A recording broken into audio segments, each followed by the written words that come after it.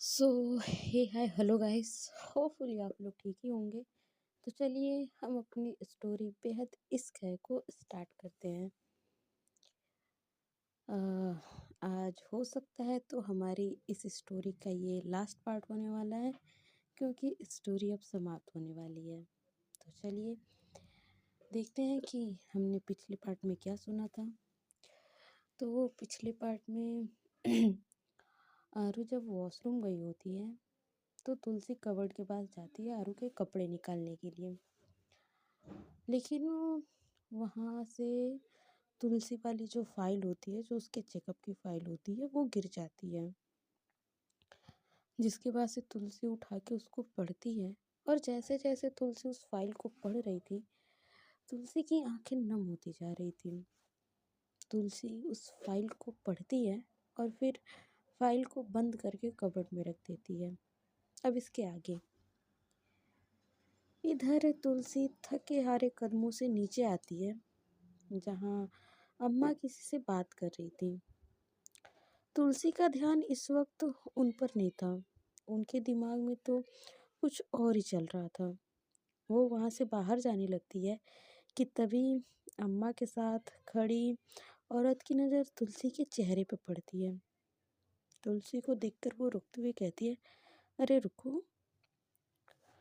उसकी आवाज़ सुन के तुलसी के रुकते हुए कदम वहीं रुक जाते हैं। वो उनकी तरफ सवालिया नज़रों से देखने लगती है कि तभी वो औरत तुलसी की तरफ अपने कदम बढ़ाते हुए कहती है, बेटा ऐसी हालत में कहाँ जा रही हो? उस औरत की बातें किसी को समझ नहीं आती हैं। तभी अम्मा उससे सवाल करते हुए कहती हैं, क्या बोल रही हो? कह क्या रही हो?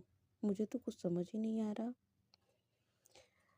जिस पर अम्मा की बात सुन के वो तुलसी को देखते हुए मुस्कुरा के कहती हैं, अरे अम्मा, आपकी बहू के पैर भारी हैं और ये इसके चेहरे की चमक बता रही है। उस औरत की बात सुन के तुलसी के दिल में एक टीस सी उठती है और वो उसकी आंखें भर आती हैं। तभी अम्मा तुलसी पर तंज कसते हुए उस औरत से कहती है, अरे तुम भी क्या बात कर रही हो? इस ये लड़की इस लड़की को कभी भी बच्चा नहीं होने वाला। शायद तुम्हें पता नहीं है कि आरू भी लड़की है और ये भी लड़की है। तो तुम ही सोचो ना कि दो लड़कियों का बच्चा कैसे हुआ। यहाँ अम्मा की बातें सुन के तुलसी से अब रहा नहीं जाता। उसे बहुत मुश्किल हो रही थी। उसे ठीक से सांस भी नहीं आ रही थी। वो वहाँ से वापस अपने रूम की तरफ चली जाती है। तुलसी ने किस कदर अपने आंसुओं को रोक रखा था, ये सिर्फ वही जानती थी। रूम में पहुंचकर वो देखती है कि आरू ने कपड़े पहन लिए थे। उसने कोई और कपड़े पहन रखे थे और इस वक्त वो मिरर के सामने खड़ी थी।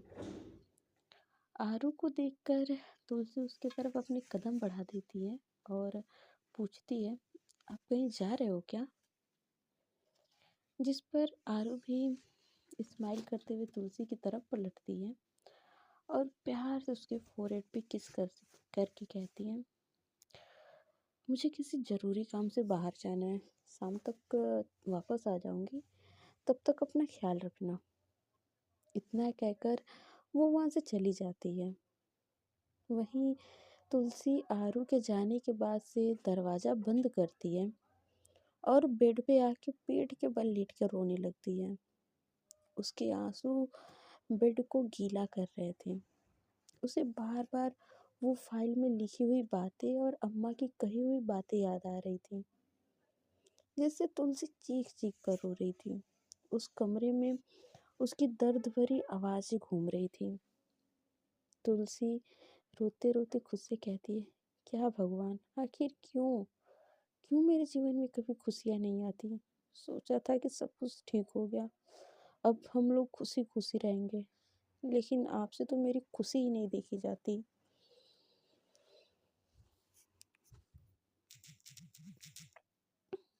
आज तक आपने मुझे कोई खुशी नहीं दी। कम से कम इस खुशी को तो रहने देते। कम से कम मेरा माँ बनने का सपना तो पूरा कर देते। तुलसी बहुत सारी बातें कर रही थी। वो बोल रही थी, क्यों किया आपने मेरे साथ ऐसा? और और उन्होंने भी मुझसे सच छुपाया। आखिर क्यों? क्यों नहीं बताया कि मेरे अंदर इतनी बड़ी कमी है। मैं कितनी बदनसीब हूँ जो जो जिसका खुद का एक औलाद नहीं हो सकता।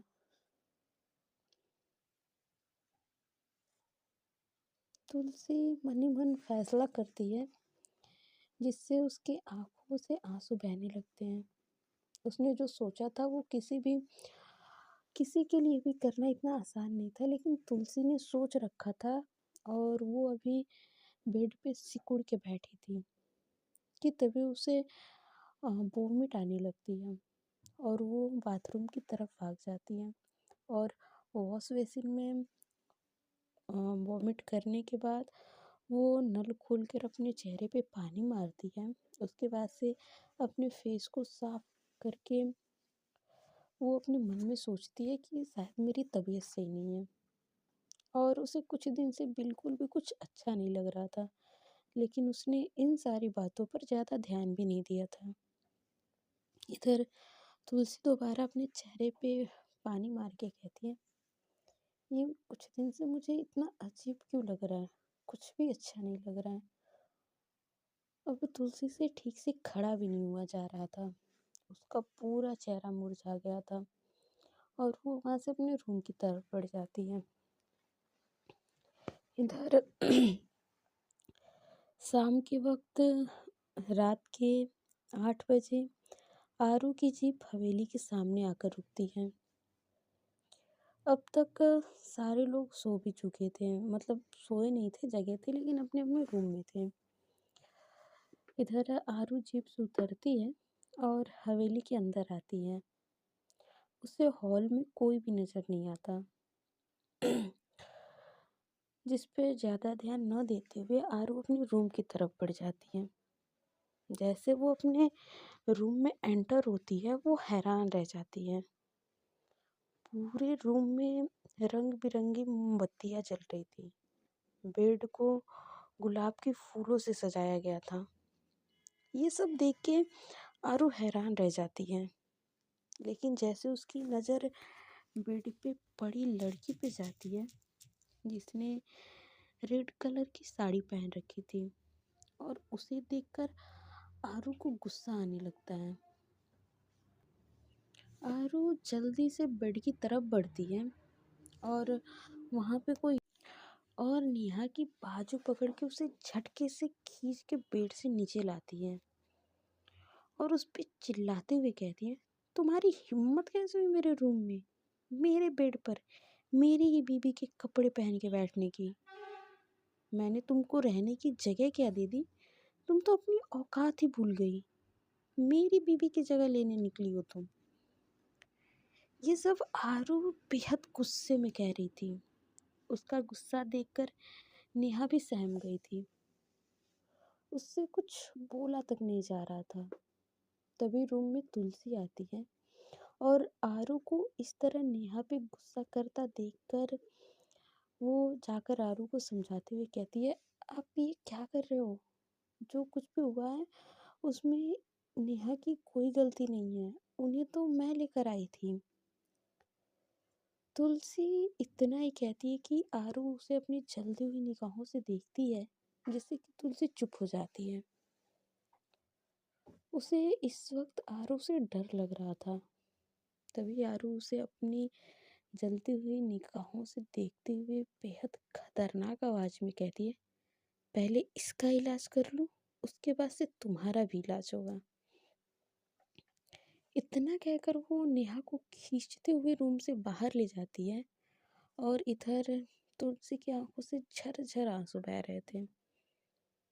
आरू नेहा को खींचते हुए हॉल में लेकर आती है और उनकी आवाज़ सुन के घर के सभी लोग वहाँ आ चुके थे। जब वो लोग आरू को इतना गुस्सा करते हुए देखते हैं तो चौंक जाते हैं।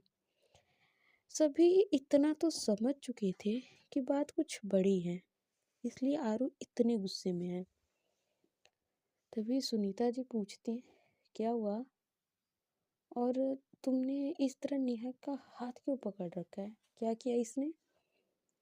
इतना कहकर वो नेहा को घूरने लगती है। तभी आरू गुस्से में दांत पीसते हुए कहती है, ये लड़की मेरे रूम में, मेरे बेड पे मेरी तुलसी के कपड़े पहन के बैठी थी। भाई ये सुनते ही सभी की लगभग आंखें बाहर आने को तैयार थी। वहां मौजूद हर एक इंसान नेहा को हैरानी से देख रहा था। कहाँ उन्होंने उसे अबला नारी समझ रखा था और कहाँ वो इतना बड़ा कांड कर दी थी। इधर तुलसी आरू को समझाते हुए कहती है कि इसमें नेहा भाभी की कोई गलती नहीं है। उन्हें ये सब करने के लिए मैंने कहा था। मैंने उन्हें अपने रूम में भेजा था कि वो इतना ही कहती है कि आरू तेज आवाज में कहती है, बस तुमको बच्चा चाहिए तो तुम किसी भी राह पे चलोगी, किसी को भी अपने रूम में ला दोगी और किसी को भी मेरी बीवी बनाने को कह दोगी। आज तो तुमने किया है ना, उसके लिए मैं तुम्हें कभी माफ नहीं करूंगी। आरू की तेज आवाज सुन के तुलसी की आंखों से आंसू बहने लगते हैं, लेकिन आज उसके आंसू आरू पर कोई असर नहीं कर रहे थे। और गाइस, अगर आप लोगों को ये डाउट है कि तुलसी ने नेहा को क्यों रूम में लाया, तो जहाँ तक मुझे लगता है कि तुलसी ने नेहा को इसलिए लाया था क्योंकि तुलसी के सारे चेकअप हो गए थे आईवीएफ वाले। लेकिन उसमें आई थिंक तुलसी को कोई चीज़ थी जिससे कि उसको बेबी होने में थोड़ी दिक्कतें आ रही थी या नहीं भी हो सकती थी। तो उसके चलते तुलसी ने सोचा था कि अगर मेरी जगह पे अगर नेहा आ जाए और हो सकता है कि नेहा को बेबी हो जाए तो इसमें आरू का भी भला ही हो जाएगा। तो इसलिए तुलसी ने नेहा को लाया था। तो चलिए अब स्टोरी पे आते हैं। वहीं आरू अम्मा को देख के कहती है, अम्मा चलो अपने इन दोनों पार्सल को उठाओ और चलते बनो। आरू के मुंह से जाने की बात सुन के अम्मा हैरान रह जाती हैं। वो जैसे कुछ कहने के लिए मुंह खोलती हैं कि तभी आरू फिर से कहती है, कोई अगर मगर करने की जरूरत नहीं है। महीने भर से फोकट का खा रही हो, अब मेरे घर से निकलो। मेरा घर कोई धर्मशाला नहीं है जो तुम और तुम्हारे ये नालायक बेटा और तुम्हारी ये बहू जब मन करे आ जाए। चुपचाप इज्जत से निकल जाओ, उससे पहले कि मेरा दिमाग और खराब हो जाए। इधर आरू की बात सुन के अम्मा मुंह बनाते हुए अपने बेटे बहू के साथ वहां से निकल जाती हैं। इधर अम्मा ने क्या क्या सपने देख के आई थी कि वो हवेली पे राज करेंगी और यहाँ नेहा की एक हरकत ने उन्हें रास्ते पर ला दिया था। अम्मा के जाने से सबसे ज़्यादा खुश तो सुनीता जी थी, लेकिन उन्हें नेहा पर गुस्सा आ रहा था क्योंकि उसके चलते आरू और तुलसी के बीच झगड़ा हो गया था। इधर आरू बिना तुलसी की तरफ देखे अपने रूम की तरफ चली जाती है। वहीं आरू की बेरुखी से तुलसी की आंखों में आंसू आ जाता है। तभी सुनीता जी उसके सर पे प्यार से हाथ फेर कर कहती हैं, दिल छोटा मत करो आरू, ज्यादा देर तुमसे गुस्सा रह ही नहीं सकती, जाओ जाकर आराम कर लो। जिस पे तुलसी भी अपना सर हाँ में हिलाती है और अपने रूम की तरफ चली जाती है। और जैसे ही रूम में पहुंचती है तो देखती है आरू अपने साइड सोई हुई है और ये देखकर उसे बहुत बुरा लगता है और वो भी चुपचाप जाकर अपनी साइड सो जाती है। नींद तो दोनों की ही आंखों में नहीं था और तुलसी की इस हरकत ने आरू के दिल को काफ़ी ठेस पहुंचाया था और इसके लिए वो इतनी आसानी से तुलसी को माफ़ करना भी नहीं चाहती थी। इधर देखते ही देखते कई दिन बीत जाते हैं। आरू की दवाई तो प्रॉपर हो रही थी, सॉरी, तुलसी की दवाई तो प्रॉपर हो रही थी। आरो तुलसी को टाइम टू टाइम डॉक्टर को दिखा रही थी, लेकिन बात आरू तुलसी से अभी भी नहीं कर रही थी। वो ज़्यादा से ज़्यादा तुलसी को अनदेखा कर देती थी, जिससे कि तुलसी को काफ़ी बुरा लगता था। लेकिन आज तुलसी ने सोच रखा था कि वो आरू से बात करके रहेगी। आखिर कब तक वो इस तरह तुलसी से नाराज रहेगी। इधर तुलसी आरू के लिए चाय बना कर लाती है और टेबल पे रख देती है, लेकिन आरू फिर से उसे अनदेखा करके वहां से जाने वाली होती है कि तभी तुलसी उसके हाथ को पकड़ लेती है। आरू जैसे पलट के तुलसी को कुछ कहने जाती है, तो तुलसी वही आरू के बाहों में गिर जाती है, जिससे कि आरू घबरा जाती है और उसे उठाते हुए कहती है, तुलसी, तुलसी क्या हुआ तुमको? देखो ऐसे मजाक मत करो, मैं तुमसे नहीं गुस्सा हूँ, अब उठ भी जाओ। इधर आरू तुलसी को लेकर हॉस्पिटल जाती है और घर के सारे लोग हॉस्पिटल आ चुके थे। सभी इस वक्त हॉस्पिटल के मतलब वार्ड के गेट के बाहर खड़े थे और डॉक्टर अंदर तुलसी को चेक कर रही थी। आरू पूरी तरह घबराई हुई थी। उसे अब खुद पे गुस्सा आ रहा था कि ऐसे कैसे वो अपनी चुहिया पर गुस्सा कर सकती हैं। कुछ ही देर में डॉक्टर बाहर आती हैं और आरू उन पर सवालों की झड़ी लगा देती है। आरू बोलती है, कैसी है मेरी तुलसी, कैसे बेहोश हो गई वो? ऐसे ही ना जाने कितने सवाल आरू डॉक्टर से पूछ डालती है। वहीं डॉक्टर मुस्कुराते हुए कहती है, अरे भाई सांस तो ले लो, बात खुशी वाली है कि तेरी बीबी अब माँ बनने वाली है। ये सुनते ही आरू तो मानो किसी सदमे में चली गई थी। उसकी खुशी का कोई ठिकाना ही नहीं था। इधर बड़े भैया उसे गले लगा कर उसका पीठ थपथपाते हुए कहते हैं, वाह। इधर धीरे धीरे सभी तुलसी से मिलने चले जाते हैं और उसके बाद आरू वार्ड में आती है। आरू को देखकर तुलसी की आंखें नम हो जाती हैं। वहीं आरू की भी आंखें नम थी। आखिर कितना इंतजार किया था उन लोगों ने इस खुशी का, और अब जाकर ये खुशी उनके हिस्से में आई थी। आरू खुद को रोक नहीं पाती और जाकर झट से तुलसी को अपनी बाहों में भर लेती है। वहीं तुलसी नम आंखों से मुस्कुराते हुए कहती है, हमारी भगवान ने सुन ली, मैं माँ बनने वाली हूँ और और आप भी पापा बन जाओगे। आरू प्यार से तुलसी के फोrehead पर किस करके कहती है, थैंक यू मुझे इतनी प्यारी खुशी देने के लिए। आरू की बात सुन के तुलसी वापस से उसके गले लग जाती है। आज दोनों बेहद खुश थे, इतना खुश कि अपनी खुशी को वो शब्दों में जाहिर नहीं कर सकते थे। इधर अब सीधे थोड़ा आगे चलते हैं और सीधे आ जाते हैं 2 साल बाद।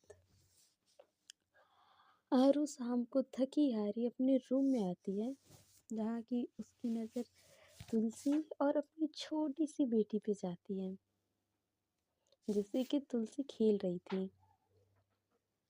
अपने बच्ची और तुलसी को देखकर आरू के होठों पर बड़ी सी मुस्कान आ जाती है।